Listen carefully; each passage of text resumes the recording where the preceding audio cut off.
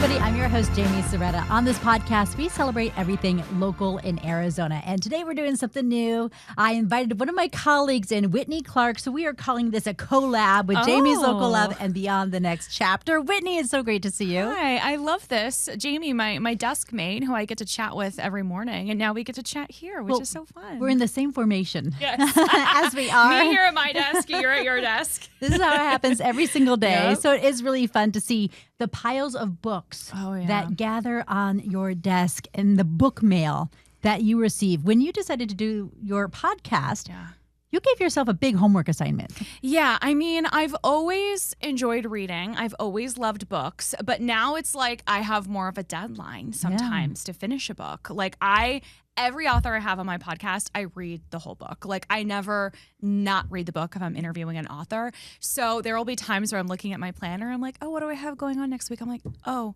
I should start this book because I have a week until I'm interviewing this author. So there's definitely, more, I guess I have to be a little bit faster, but like these are books that I would have already been reading anyway. Mm-hmm. So it's sort of like a win-win, It's like extra homework, but it's like homework I would already be doing. So it's just forcing you to do it on a faster deadline. I have a faster deadline, yes. How fast can you read a book, like a normal book?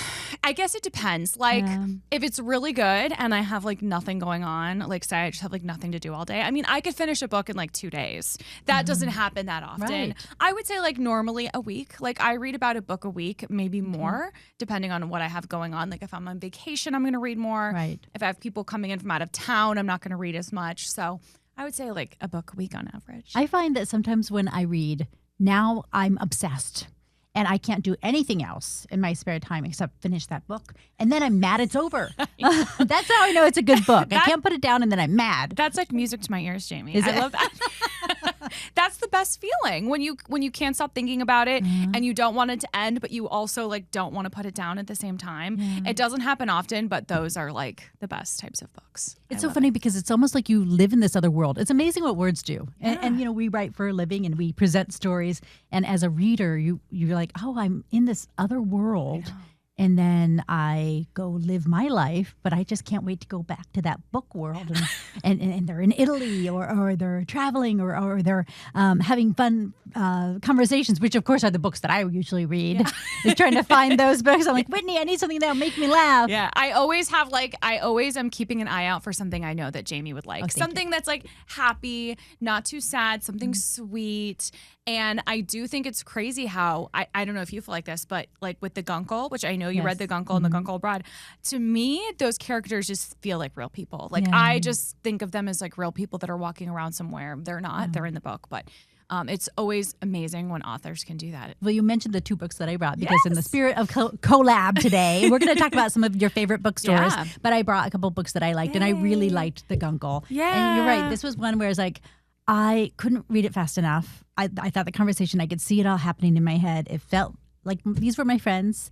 I wanted to see, like if I went to work that day, what were they doing while I was at work today? Isn't that funny? I know. And it was like Patrick and his niece and nephew. I mean, it was so funny. It was just like sweet. I mean, they talk about like grief and death. So there is like an element that's very like real. Yeah. But I just loved that book so much. I recommend that book to like anybody who is sort of maybe getting into reading or they want something that's going to make them laugh. Because like, I don't know if you laughed out loud, but in the first book, I laughed out loud.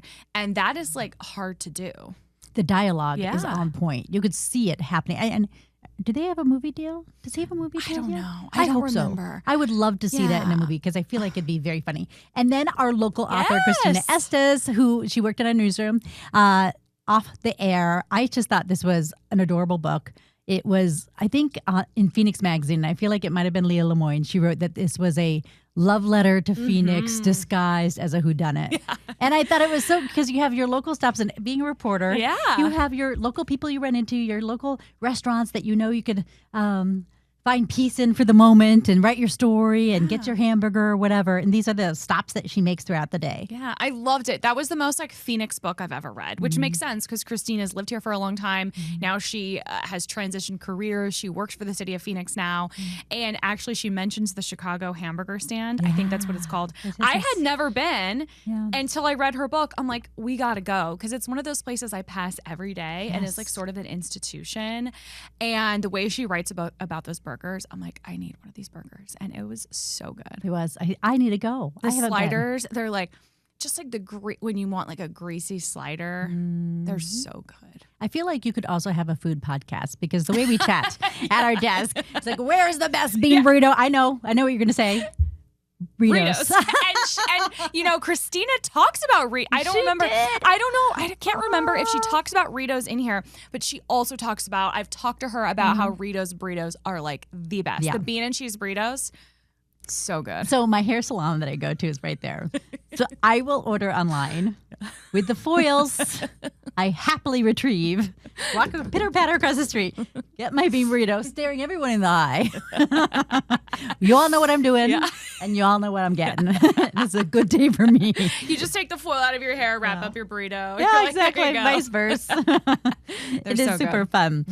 Let's talk about your past, though, because where are you from originally? How'd you get into news? Yeah, so I grew up in Claremont, California. It's in Southern California. It's sort of a small town outside of Los Angeles. So it's technically LA County, almost San Bernardino County. So it's kind of near like Pomona, Ontario. It's about 20 miles east of Pasadena. So it's like 2 exits off the 10. My family still lives there. Loved growing up there. I was always interested in news from a young age. I watched the news in the morning when I was growing up. I watched the Today Show. That was like my favorite show. And then some of the news programs in Los Angeles. And then when I got into high school, I was interested in news, but we didn't have like a broadcast program. Like we didn't have anything like that about my school at my school. So I wrote for the newspaper. Oh, nice. And I loved that. And then my aunt was the editor-in-chief of the newspaper in my hometown, the Claremont Courier, for many years. So then I was an intern for the Courier in the summer. And then I wrote for my school newspaper in Santa Barbara when I went to City College. And then I just didn't think I would ever make it on television as a reporter. I didn't know anybody that had that job. I thought, I didn't even realize it was a job you could try to get. It seemed so far away to me because I just saw people on TV. I didn't know how they got there or how it was possible. And then eventually in my junior year, I transferred to ASU, and I had wanted to go to ASU because of the journalism program.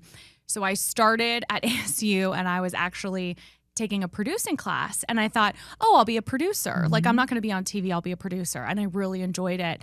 And then my last semester of college, I'm like, I guess I'll just try being on air. I'll give it a shot and see how it goes. So I did it. And then my last semester of college, I was an intern here at Good Morning Arizona for Arizona's Family. Nice. And then I got my first job in Medford, Oregon, and I have, made it work. Yes, you have. Indeed. Looking fabulous the entire way. As I stare at you in your perfection, I'm like, how could you ever think that you were meant for television? I guess it was just we didn't, I feel like in Phoenix, we're out in schools. We're talking to kids. We meet people in the community. And where I grew up, it was a smaller town outside of LA, so we didn't really have that. I never saw a reporter. I think I would have seen a news van maybe once, but I think so much of it is knowing someone that's done it or having a role model. And your aunt writing. Yeah, my aunt, exactly. Yeah. So that was super helpful. I'm I can get into writing for the paper, and I do love writing, so that was a great way to get into. Yeah. I think of that too because I, grew up in Phoenix and I watched the news as well. And I remember seeing the news vans and be like, ooh, where are they going? What's happening? It would have been so cool. And you probably watched some of the people that are still working here. Yeah, I did. Yeah, I did. We won't name their names. We won't name any names. Hi, Scott Passmore. He was here when I was also an intern, right? And there were a lot of people that were still here when I was an intern, which says a lot about what it is like to work here because they're still here after 15 years. Yeah, we're very lucky to be in a great newsroom with happy people. I agree. And it's so much fun just hanging out with our buddies as we're working. Totally. Like, it's literally, like, sometimes I'll just be standing there. I'm like, I can't believe that I'm working and, like, talking to you and talking to everyone. And I think we all get to, like, pursue what interests us, which really, I feel like, makes us stand out from other stations. So, well, when hopefully our bosses are listening. Yes. Thank you. Thank for that. you. It is. It's true. Because when you're going after your personal interest and you report 3 days a week, you anchor 2 days a week on Good Morning Arizona, and the daily grind of the car accidents and the murders, it's hard to cover every day. And it is our job to do it. And we are proud to do it. And we take that well. But to know that then you get to come back and do a podcast with an author whose book you loved. I mean, that fills your cup, and then that refills us to do our work every single day. Absolutely. And we get to do so many just like community related, like fun things that you end up like ending your shift feeling like happy and like satisfied, because you're like, I got to meet, this teacher today, or go to this school, or go see what the fire department's doing. So there's always like something positive that happens on top of like all of the sometimes really sad things that we do cover and have to cover and will always cover. To protect the people and inform sure. the people. Yeah. What's the weirdest GMAS live shot you've ever done? Oh my goodness. I don't know if this is the weirdest, but one of the times I was the most nervous is there was like this fire training happening. So these fire crews were like doing all this different training. And so I put on full turnout gear and climbed this ladder, like from the truck. It was like the full ladder that they put up to go, on top of a house. I forget exactly what it's called, so please forgive me. And I climbed like all the way across. Like we were, 40 feet in the air or something like that. So that was probably the most, I guess, like nerve-wracking. Yeah. I'm trying to think of weird. It's amazing what you'll do for live TV. Okay. I feel like the decision making is so different. Here's another, this isn't weird, but this was probably the most entertaining guest we've ever had. Have you ever met the chin balancing man? Oh, I think I saw Kevin? I saw this on your show. Okay, yes. That was like the most, like Kylie, my co-anchor, who is also your co-anchor. Kylie Cruz, yes. I was like, Kylie, I'm getting this chin balancing guy to come on the show. She's like, what are you talking about? She was like, I don't know what you're talking about. Okay, cool, Whitney. I'm like, no, it's going to be so cool. Wait till you see. And then he came in and she was like flabbergasted. She's like, oh my God, he can literally balance anything on his chin. Ladders. And then he ended up, Kylie was like, oh, let's have him balance Pete's scooter on his chin. Stop it. And then he went over and he balanced Pete's scooter on his chin at the weather wall. And I was just like, it was the funniest, most like unhinged like 4 minutes. And it was like what makes GMAS so special. Yes. And so fun. It was so fun. It is fun because you get to kind of pick on each other and have a little fun. And for me, it was the weirdest experience to have personal questions tossed at me on live TV. Yeah. What? I'm used to reporting other people's news, not mine. I know. I mean, thankfully, I'm married now, but before that, like Kylie would always be like, oh, so wedding bells? I'm like, oh my gosh, Kylie. Yeah. But But it's fun to tease her too. Yeah, totally. Okay, Yeah. let's talk about what I invited you. Come What was that again? Now that we're here, some of the local bookstores that you love. You Okay. have some favorites, yes? So I picked out 5 of them, and they're sort of like in all different places across the valley. And I don't know, I was one of those kids that grew up going to Borders. Like I loved Borders. I loved the library, and there's something so special about going to an actual bookstore, picking out a book, meeting the people there. And I think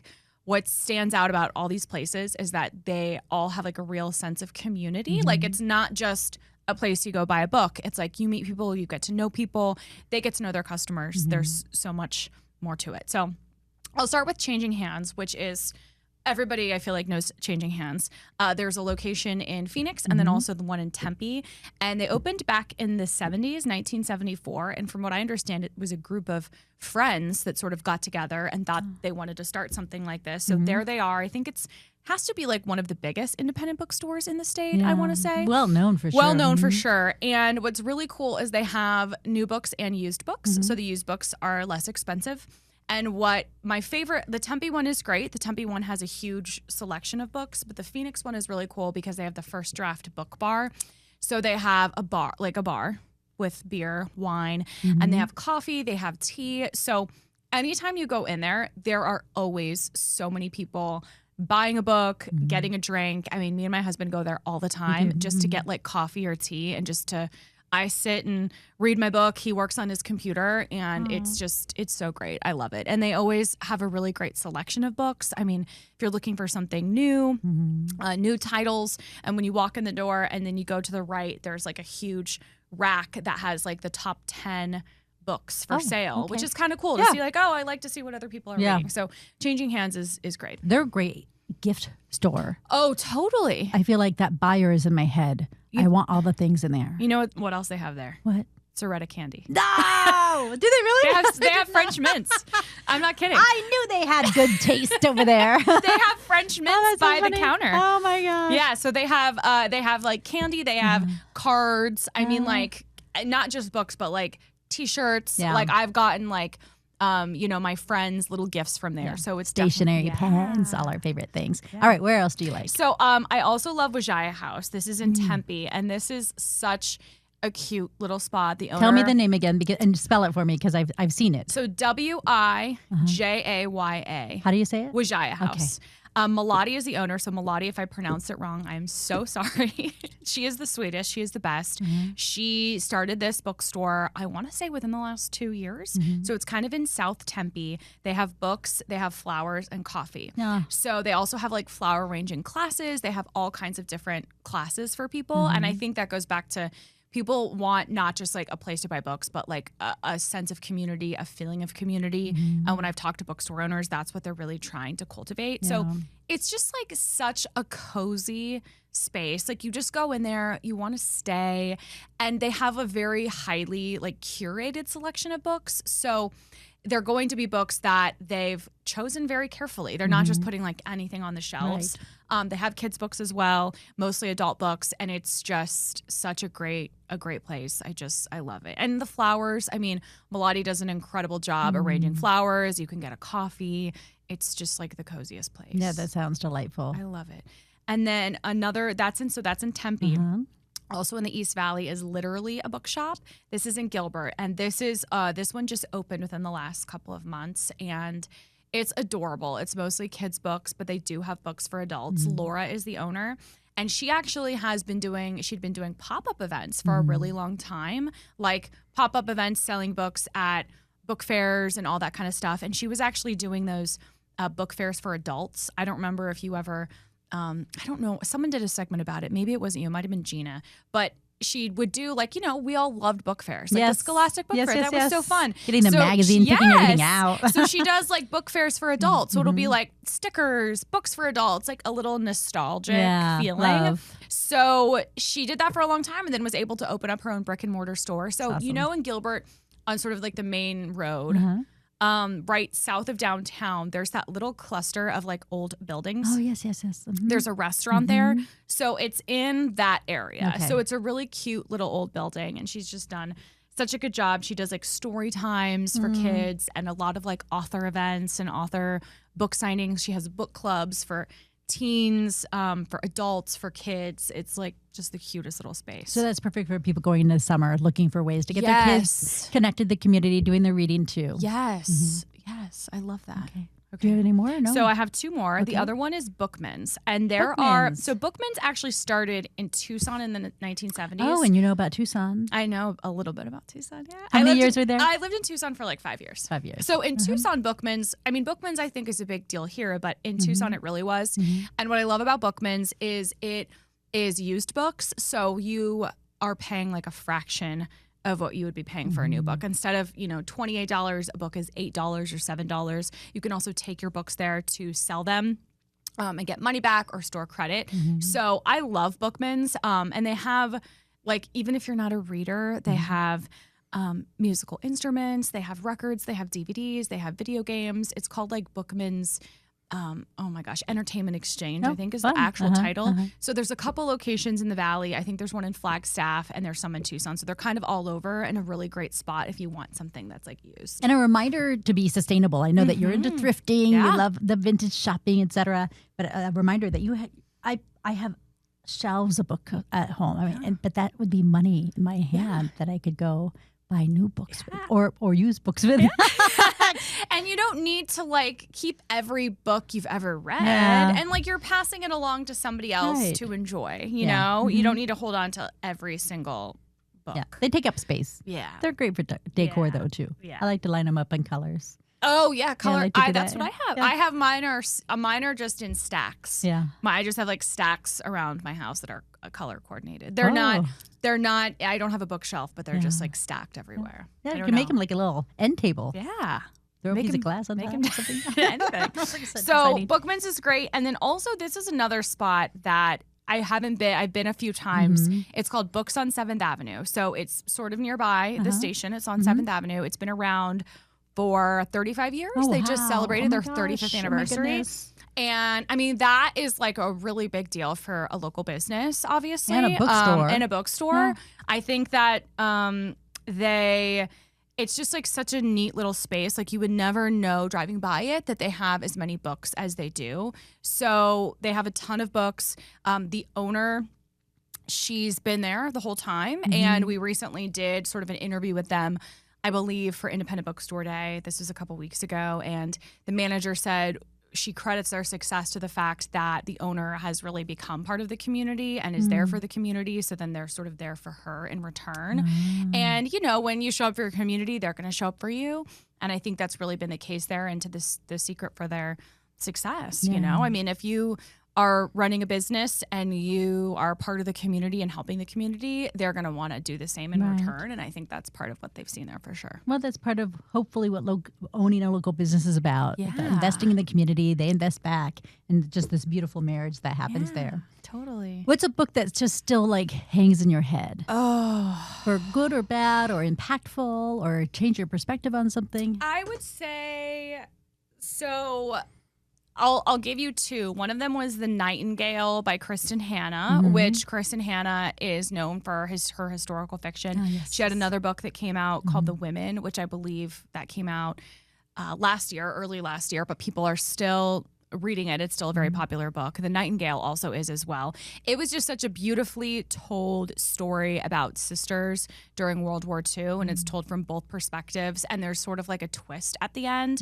And Kristen Hanna just does such a beautiful job of highlighting women's roles during times of war. I mean, oftentimes women don't get noticed or appreciated for what they did during wartime. You know, I mean, when you read a history book or when you're growing up in school, you don't always learn a lot about the women in history and what their sort of roles were. So that book was just made me cry at the end in a good way. Yeah. You know, in a good way. I mean, it was just such a beautiful story.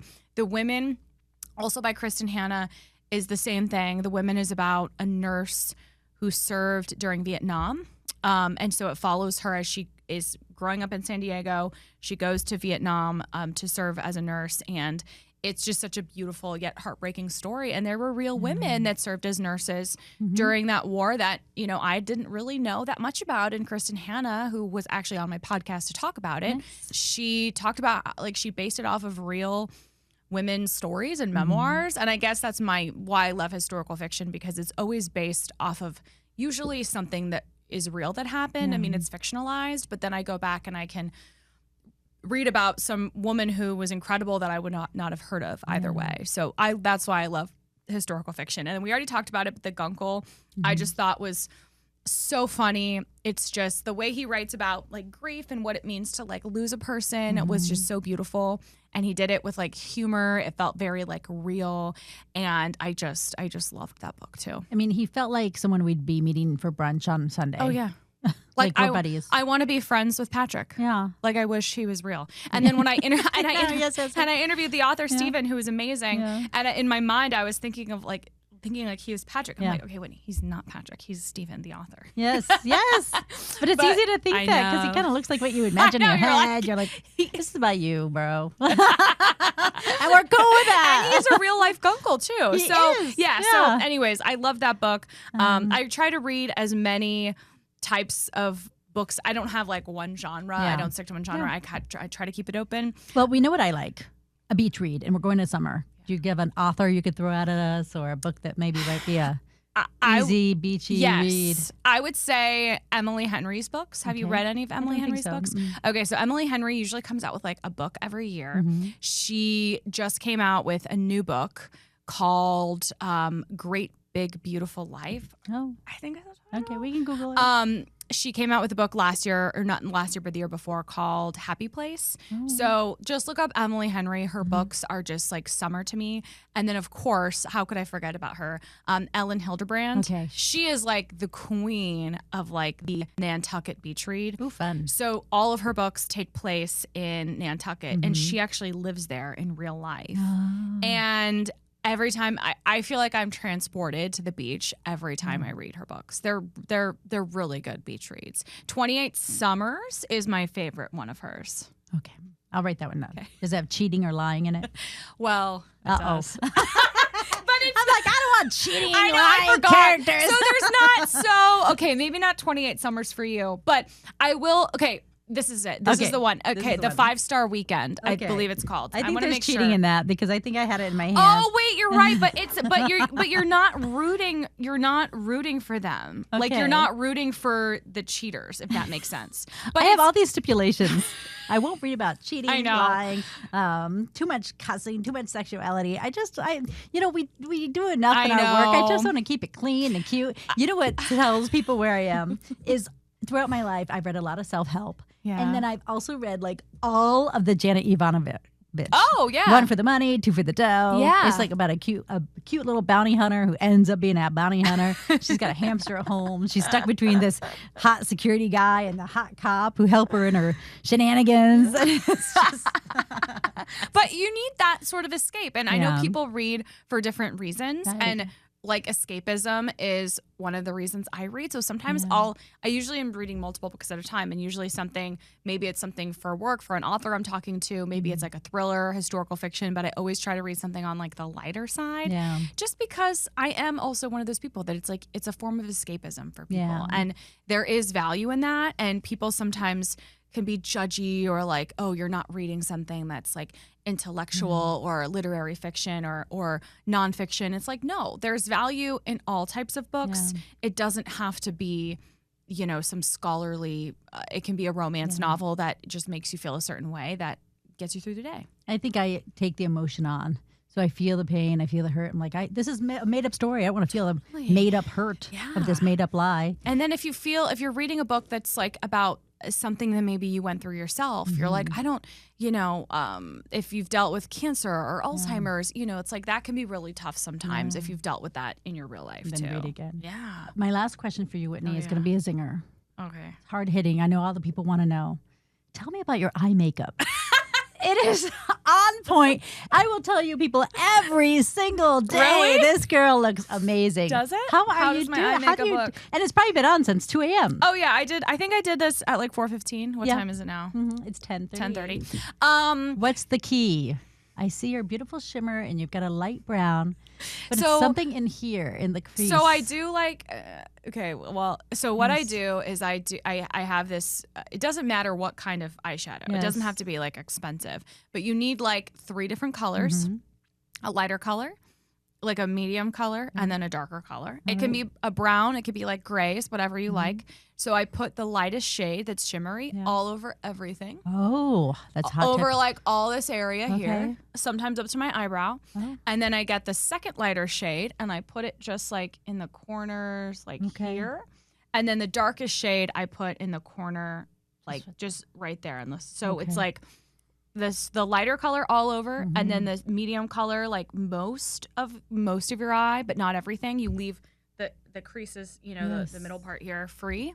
And then I use like a liquid eyeliner just on the top. And then I use Ardell. This is not sponsored. I use Hi, Ardell. Probably should be. Ardell lashes. I just use the glue-on lashes. And I use I go through like one pair. I rewear it for like 5 days. Yes. And then so I go through like a 4-pack every month. Yeah. I think a 4-pack is like $15.